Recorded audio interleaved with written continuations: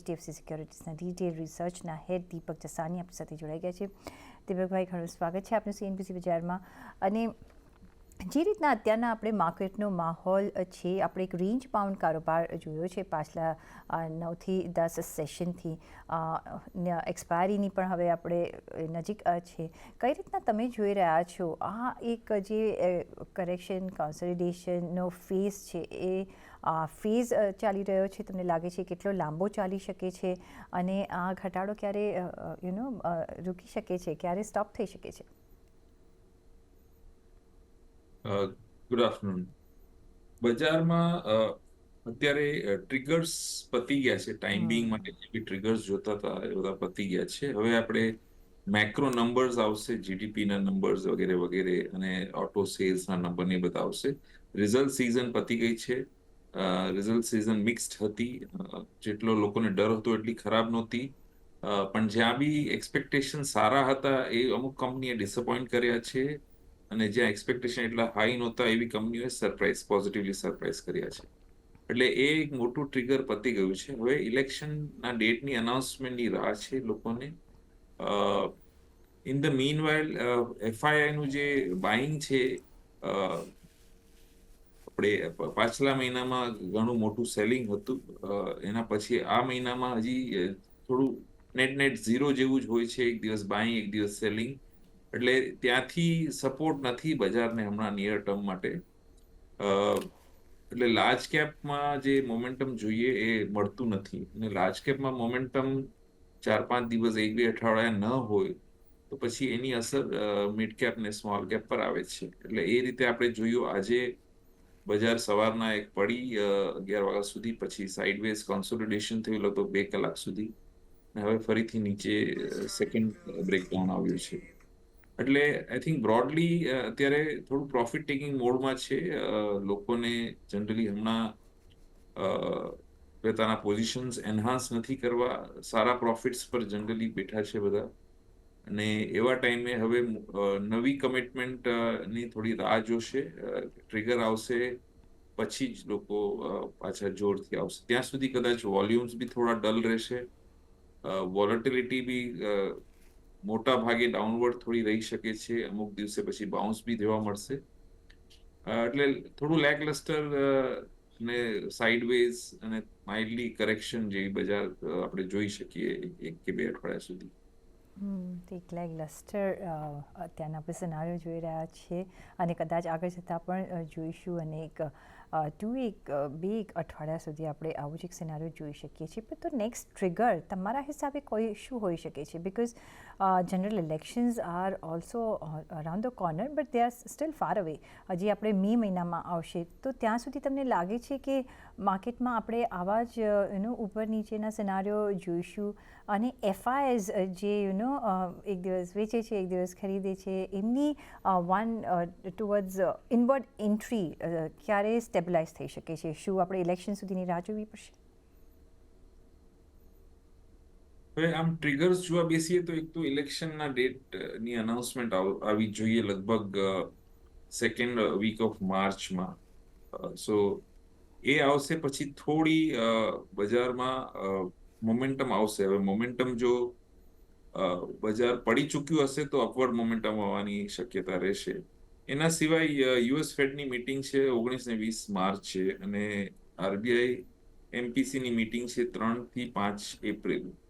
એટલે બ્રોડલી આખા વર્લ્ડમાં અત્યારે જીઓપોલિટિકલ કન્સર્ન્સ છે. એક બાજુ ઇઝરાયલ, હમસ, રશિયા, યુક્રેનના, અને બીજી બાજુ રેટ કટની એક્સપેક્ટેશન્સ રહ્યા કરે છે. હવે ક્યારે થશે એની જે એક્સપેક્ટેશન પુશ થઈ છે, પેલા માર્ચમાં એક્સપેક્ટેશન હતું, હવે જૂનમાં એક્સપેક્ટેશન પુશ થઈ છે.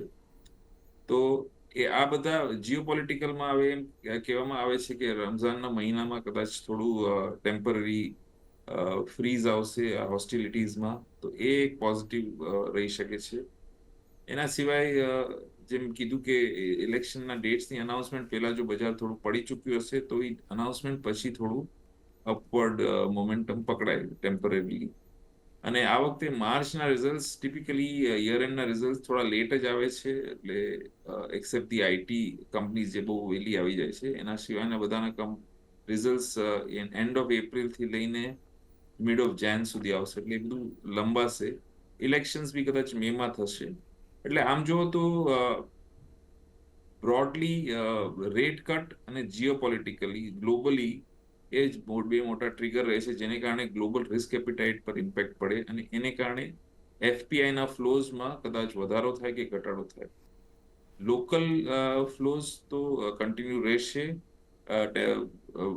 વારંવાર કદાચ પ્રોફિટ ટેકિંગ બી થાય, પણ બ્રોડલી લોકોને ઇન્વેસ્ટ કરવાના મૂડમાં જ છે. લેવલ્સ કદાચ લોઅર લેવલ પર આવે પૈસા લોકલના. ઓકે, તો મે બી આપણે એક ટ્રિગરની રાહ જોવી પડશે અને ફર્સ્ટ ટ્રિગર આપણે જોઈ શકીએ છીએ જ્યારે જનરલ ઇલેક્શન્સની ડેટ્સ અનાઉન્સ થાય છે ત્યારે આપણે એક્સપેક્ટ કરી શકીએ છીએ. પણ હેવિંગ સેડ દેટ, કઈ રીતના તમે અત્યારની સિચ્યુએશનને જોઈ રહ્યા છો, જે રીતના આપણે ખાસું એવું અત્યારના કરેક્શન ફેઝ જોઈ રહ્યા છે, શું અત્યારના ઓપોર્ચ્યુનિટી બની રહી છે કે તમે ઇન્વેસ્ટ કરો, કે તમે ફર્ધર કરેક્શન એક્સપેક્ટ કરી રહ્યા છો, અને ઇફ યસ, ક્યાં તમને વેલ્યુએશન વાઇઝ અત્યારના એક સારી ટ્રેજેક્ટરી લાગે છે, કયા એરિયાઝમાં તમે નિવેશ કરી રહ્યા છો? બજારમાં બહુ લાંબા ગાળીની તેજી રહી છે, આપણે બધાને ખબર છે. એટલે હવે આ લેવલથી બાઇંગ બહુ સિલેક્ટિવ કરવું પડશે. બ્રોડલી તમારે asset in the overall asset portfolio, તો તમારે થોડું ઇક્વિટીમાં વેચાણ કરીને જે બી તમારું ઇન્ટેન્ડેડ એલોકેશન છે એ તરફ લઈ આવવું જોઈએ. પ્લસ જે બી સ્ટોક્સ બહુ શાર્પલી વધી ગયા છે છેલ્લા 6 થી 9 મહિનામાં અને એના ફંડામેન્ટલ કરતા બહુ વધારે વધી ગયા છે, એવા સ્ટોક્સમાં બી થોડું પ્રોફિટ ટેકિંગ કરવું ઈચ્છનીય છે. હવે બોટમ ફિશિંગ આ બજારમાં જે સેક્ટરો ચાલ્યા નથી એવા બહુ જ જૂજ સેક્ટરો, આઈ થિંક એફએમસીજી એક જ નજરમાં આવે છે કે જેમાં બહુ ખાસ અપમૂવ આવ્યો નથી હજી સુધી. સો તમારે કોઈને સેફ રમવું હોય અથવા તો ઇક્વિટીમાં જ રહેવું હોય તો તમારા સાયક્લિકલ સ્ટોક્સ છે એમાંથી નીકળીને એફએમસીજીમાં તમે ટેમ્પરરી પાર્ક કરી શકો છો. ઓકે, તો એફએમસીજી જેવા કાઉન્ટર્સમાં તમે અત્યારે નજર રાખી શકો છો. તમને એવા થોડા પોકેટ્સ મળશે કે સ્ટોક આપણે સિલેક્ટ કરવા પડશે, ચૂઝ એન્ડ પિક કરવાનો અત્યારના સમય છે.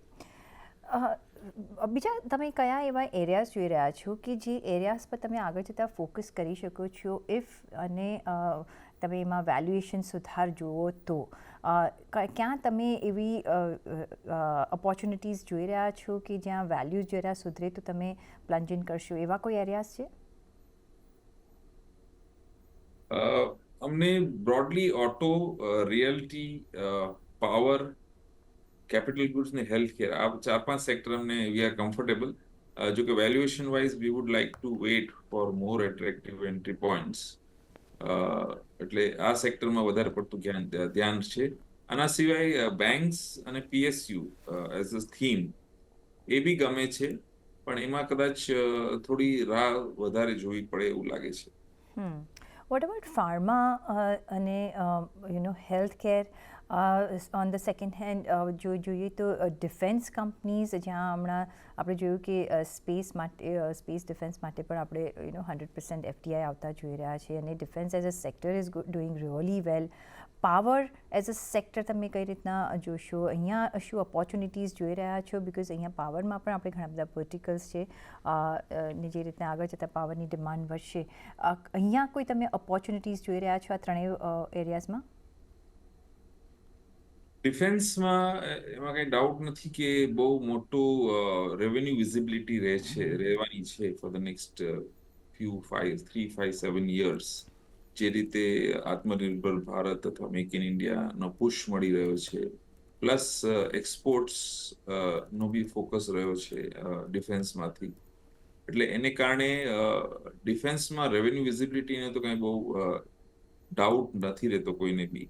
માર્જિન્સમાં જે રીતે એક્સપેક્ટેશન છે એ રીતે કદાચ અમુક ક્વાર્ટરમાં માર્જિન્સ નહીં આવે, હવે આ બધી કંપનીઓ છે એ બહુ ટ્રાન્સપરન્ટ નથી ઇન ટર્મ્સ ઓફ કે કોલ ન રાખે, પ્રેઝન્ટેશન બી બહુ ઓછું આપે, સ્કેચી આપે, કારણ કે સેન્સિટિવ નેચર ઓફ બિઝનેસ છે, એટલે આપણે we have to appreciate that. So એ રીતે જોઈએ તો ટોપ લાઇનમાં કંઈ વાંધો નથી, માર્જિન્સમાં થોડું અપડાઉન થયા કરે, થઈ શકે.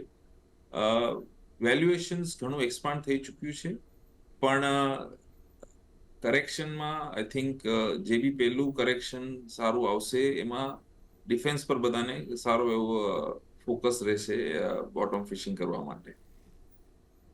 હેલ્થ કેરમાં સિલેક્ટિવલી આઈ થિંક સ્ટોક્સ, એમાં સેક્ટરલ તમે બેટ નહીં લઈ શકો, કારણ કે દરેક કંપનીનું બિઝનેસ મોડલ અલગ છે, એટલે તમારે સ્ટોક વાઇઝ જ વ્યૂ લેવો પડશે. હેલ્થ ફાર્મા અને હેલ્થકેર બંને આમ તો અમને ગમે છે, પણ અગેન વેલ્યુએશન્સ થોડા વધી ચૂક્યા છે. એમાંથી સિલેક્ટ સ્ટોક્સમાં જેમાં બી બિઝનેસ મોડલમાં કંઈ સુધારો આવી રહ્યો છે, અથવા તો રેવન્યુ ગ્રોથમાં મોમેન્ટમ વધારે શાર્પ થઈ શકે છે, અથવા માર્જિન ઇમ્પ્રુવ થઈ શકે છે, એવી કંપનીઓ જે હોય એમાં એવું શોર્ટલિસ્ટ કરી રાખીએ, અને જ્યારે બી માર્કેટમાં કરેક્શન આવે ત્યારે એ બધામાં સિપ કરી શકાય છે, ધીરે ધીરે કરીને ડિપ્લોય કરી શકાય છે. આ કરેક્શન કેટલું ચાલશે અને કેટલું ડીપ રહેશે ને ટાઈમ વાઇઝ કેટલું ચાલશે, અત્યાર પૂરતું તો બે અઠવાડિયા જેવું લાગે છે. એના પછી પાછું એક બાઉન્સ આવી શકે છે. ઇલેક્શન્સમાં લોકોને બધાને અત્યારે બહુ ડાઉટ નથી ઇલેક્શનના આઉટકમ માટે, પણ you never know, between now and June anything can happen, locally અને globally. So in that sense જો માર્કેટ આગળ જઈને બી થોડું વધારે કરેક્ટ થવાની હોય આફ્ટર અ બાઉન્સ, તો પછી તમારી પાસે સિલેક્ટ નેમ્સ રેડી હોવા જોઈએ, અને કરેક્શન્સ જ્યારે બી આવે ત્યારે સિપના બેઝિસ પર તમે ઇન્વેસ્ટ કરી શકો છો. દીપકભાઈ, પાવર એઝ અ સેક્ટર તમને કેવો લાગે, અને અહીંયા કયા તમે વર્ટિકલ્સ ચૂઝ કરશો? જે રીતના પાવરની ડિમાન્ડ હવે વધી રહી છે, અને એ રીતે પાવર પ્રોડક્શન વચ્ચે ટ્રાન્સમિશનની આપણે જે પ્રક્રિયા જોઈ રહ્યા છે, જે ઇકોસિસ્ટમ બિલ્ડ થઈ રહ્યો છે ટુવર્ડ્સ ગ્રીન એનર્જી, ત્યાં પણ ઘણું બધું કામ ચાલી રહ્યું છે. શું આ સેક્ટરમાં અત્યારના તમે નિવેશ કરશો, વેઇટ કરશો? વેલ્યુએશન વાઇઝ કેવું લાગે તમને? ગ્રોથ ટ્રેજેક્ટરી તમને અત્યારે કેવી લાગે છે, કે પહેલાં તમે થોડું સ્લો ડાઉન જોશો અને પછી પિકઅપ જોઈ રહ્યા છો? કઈ રણનીતિ અહીંયા વાપરવાની રહેશે? પાવરમાં આપણે બે રીતે જોઈ શકાશે, એક તો રિન્યુએબલ્સ અને નોન રિન્યુએબલ્સ. રિન્યુએબલ્સમાં આપણે ઘણો બધો રનઅપ જોયો છે સ્ટોક પ્રાઇઝીસમાં ઓવર ધ લાસ્ટ 2 years. એટલે સોલાર હોય કે વિન્ડ હોય કે જે બી હોય, હવે એમાં સેમ ઇસ્યુ છે, એમાં બી રેવન્યુ વિઝિબિલિટી ઘણી સારી છે, એટલે એને કારણે લોકો એક્સપાન્ડેડ વેલ્યુએશન દેવા તૈયાર છે એમાં.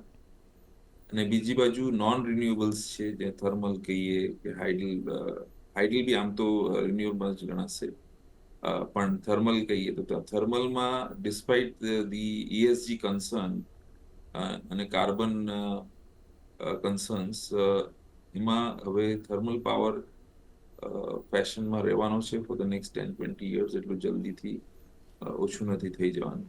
સો નાઉ થર્મલમાં લિમિટેડ પ્લેયર્સ છે, એ બધા ડિવિડન્ડ yield કમ ગ્રોથના બેઝિસ પર અત્યારે બી એટ્રેક્ટિવ છે. ટ્રાન્સમિશન કંપનીઝ બહુ લિમિટેડ છે ઇન્ડિયામાં લિસ્ટેડ સ્પેસમાં, એમાં બી ગ્રોથ એશ્યોર્ડ છે.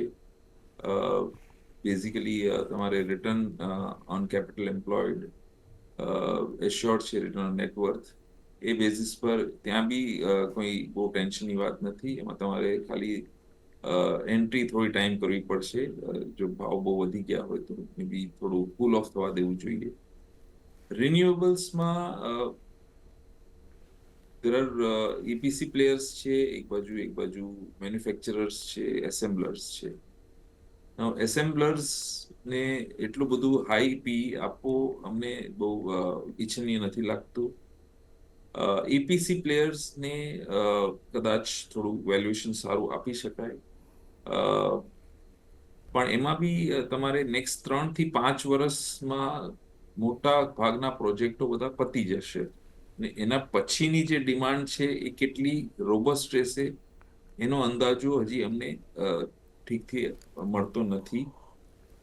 કારણ કે અત્યારે જે પુશ થઈ રહ્યો છે સોલાર અને વિન્ડ તરફ, અમે અત્યારે ઘણું ખરું proportion of renewable as a total percentage of the power ઘણું સારું વધ્યું છે ઓવર છેલ્લા 4-5 વર્ષમાં. અને હવે જે રીતે પ્રોજેક્ટ્સ અનાઉન્સ થયા છે નેક્સ્ટ 5 વર્ષમાં હજી સારું વધશે. એના પછી રિન્યુએબલ્સ ની જે અત્યારની મોમેન્ટમ છે ગ્રોથની, સેલ્સ ગ્રોથની, એ મોમેન્ટમ રહેશે, કેટલા હદે રહેશે એ જોવું પડશે. એમાં ક્લેરિટી નથી. એટલે એમાં તમારે ઈપીસી પ્લેયર્સને થોડું વેલ્યુએશન વધારે આપી શકાય, પણ જ્યારે બી જરા ઓવર વેલ્યુએશનના રેન્જ પર આવે ત્યારે થોડું કોશિયસ થઈ જવું પડશે, કારણ કે પછી તમે એને ફ્યુચર કેટલું તમે ડિસ્કાઉન્ટ કરશો અને કે રીતે કેટલો ગ્રોથ આપી શકશો. રાઈટ. એટલે એના માટે તમારે થોડું કોશિયસ રહેવું પડશે. Okay. Mutual fund industry as સચ આપણે જોઈ રહ્યા છીએ કે સારી રીતે અહીંયા આપણે ઘણા બધા ઇનવર્ડ એન્ટ્રીઝ જોઈ રહ્યા છીએ અને એવરી મંથ આપણે અગર જોઈએ તો બિઝનેસ વધી રહ્યો છે અને રાઇટલી સો, કારણ કે અત્યારના જે રીતના માર્કેટની કન્ડિશન છે, જો તમારે ડિરેક્ટ ઇન્વેસ્ટમેન્ટ કરવું હોય તો you have to be doubly sure, you should be aware કે કઈ રીતના માર્કેટ ઓપરેટ કરી રહ્યું છે કે કરશે. પણ અહીંયા એ હેડેક ઇન્વેસ્ટરનો નથી રહેતો. કઈ રીતના તમે અહીંયા ગ્રોથ જોઈ રહ્યા છો? બિકોઝ જે રિટેલ ઇન્વેસ્ટર્સ એટ પ્લે છે એ હાઈ ઇન નંબર છે. કયા એવા કેટેગરીઝમાં તમે અત્યારના રોકાણની સલાહ આપી રહ્યા છો? એટલે એમાં ફરીથી આપણે એસેટ એલોકેશનના પેટર્ન પર જ જવું પડશે. બેઝિકલી તમારે તમારા ઓવરઓલ ફાઇનાન્શિયલ વેલ્થમાં કેટલો પ્રોપોર્શન તમે ડેટમાં રાખશો અને ઇક્વિટીમાં રાખશો ઓન અ બ્રોડર બેઝિસ. હવે ડેટ તમે ડાયરેક્ટ ડેટ બી કરી શકો છો અને થ્રુ મ્યુચ્યુઅલ ફંડ બી કરી શકો છો. મ્યુચ્યુઅલ ફંડમાં કરવાથી તમને ખાલી થોડો ટેક્સ બેનિફિટ મળે છે, ઇન ધ સેન્સ કે તમે એને પોસ્ટપોન કરી શકો છો ટેક્સેબિલિટીને. ઇક્વિટીમાંથી તમે ડાયરેક્ટ કરી શકો છો અને થ્રુ મ્યુચ્યુઅલ ફંડ કરી શકો છો. જેમ તમે કીધું કે ઇક્વિટી ડાયરેક્ટ કરવામાં થોડું રિસ્ક રહે છે, થોડો ટાઈમ અને એફર્ટ આપવો પડે છે, જે બધા નથી કરી શકતા, અને ટિપ્સના બેઝિસ પર અને રૂમર્સના બેઝિસ પર ઇન્વેસ્ટ કરે છે. સારા ટાઈમમાં સારા પૈસા બને છે, પણ જ્યારે બજાર ટર્ન થાય છે ત્યારે ઘણા બધા જે પ્રોફિટ થયા હોય છે એ બધા ચાલી જાય છે. સો ઇક્વિટી, ડાયરેક્ટ ઇક્વિટીમાં તમે ત્યારે જ કરી શકશો જ્યારે તમારી પાસે સ્કિલ ડેવલપ કરેલું છે, એ તમારી પાસે એટલો ટાઈમ છે દર અઠવાડિયે એટલીસ્ટ 8 થી 10 કલાક સ્ટડી કરવાનો ને ડિસાઇડ કરવાનો, અને તમારી પાસે મની મેનેજમેન્ટનું ડિસિપ્લિન છે. આ 3 વસ્તુ હોય તો તમે ડાયરેક્ટ ઇક્વિટી કરો. જો ન હોય તો તમારા માટે ઈચ્છનીય છે કે તમે મ્યુચ્યુઅલ ફંડના રૂટ થ્રુ જાઓ. એટલે એ બ્રોડલી તમારે આ રીતે હેન્ડલ કરવું પડશે ડેટ અને ઇક્વિટી ઇન્વેસ્ટમેન્ટ્સ. તો એસેટ એલોકેશન અત્યારે it comes in play, it's always comes in play, પણ અત્યારના જ્યારે આ સિચ્યુએશન આપણે માર્કેટિંગ જોઈ રહ્યા છે તો અહીંયા એક તમારે ખાસું એવું ધ્યાન આપવું પડશે. નેક્સ્ટ જે એક બીજો જે હોરાઇઝન છે અને જેમાં આપણે સારી એવી મૂવમેન્ટ જોઈ છે એ છે reality sector, building material sector, પછી એમાં મેટલ્સ આવી ગયું, સિમેન્ટ સેક્ટર જુઓ જે રીતના આગળ વધી રહ્યું છે, પેઇન્ટ સેક્ટર જોઈ લો, કારણ કે આ બધા ઇન્ટર રિલેટેડ છે. અહીંયાથી તમને કયા વર્ટિકલ્સ ગમશે? રિયલ્ટી સેક્ટર સૌથી વધારે બેનિફિટ થાય છે અને સૌથી વધારે એમાં વેલ્યુ અનલોકિંગ થઈ શકે છે. જો કે આ ભાવથી કદાચ થોડું કોશિયસ થવું જરૂરી છે રિયલ્ટી પ્લેયર્સમાં બી. જે એના ટ્રિકલ ડાઉન સેક્ટર્સ છે, બિલ્ડિંગ મટીરિયલ, જેમ તમે કીધું, સિમેન્ટની તો અલગ જ ઓપિનિયન રહે છે, કારણ કે એમાં ઇન્ફ્રાસ્ટ્રક્ચર અને રિયલ એસ્ટેટ બંનેની ડિપેન્ડન્સી રહે છે. એટલે સિમેન્ટનો તમારે અલગ વ્યૂ લેવો પડશે. બિલ્ડિંગ મટીરિયલમાં તમે ટાઇલ્સ કયો, પેન્ટ્સ કયો, ફર્નિચર કયો, એ બધું જ છે, બધું આવી જાય છે. હવે એ બધામાં હમણાં છેલ્લા 3-4 વર્ષમાં શું થયું છે કે કેપેસિટીઝ બહુ વધી ગઈ છે. એક્સપોર્ટ્સની એક્સપેક્ટેશન હતી બધાને, એટલે એ બેઝિસ પર લાર્જ કેપેસિટીઝ બધાએ સેટઅપ કરી છે. પણ એમાં અત્યારે ગ્લોબલ માર્કેટમાં થોડું સ્લોડાઉન હોવાને કારણે એ બધો માલ અત્યારે ડોમેસ્ટિકમાં વેચાવા આવી રહ્યો છે, એટલે માર્જિન સ્ક્વીઝ થઈ રહ્યા છે. અને ટોપ લાઇન ગ્રોથ બી જે રીતે એક્સપેક્ટ કરતા હતા એ બધી હમણાં નથી થઈ રહી.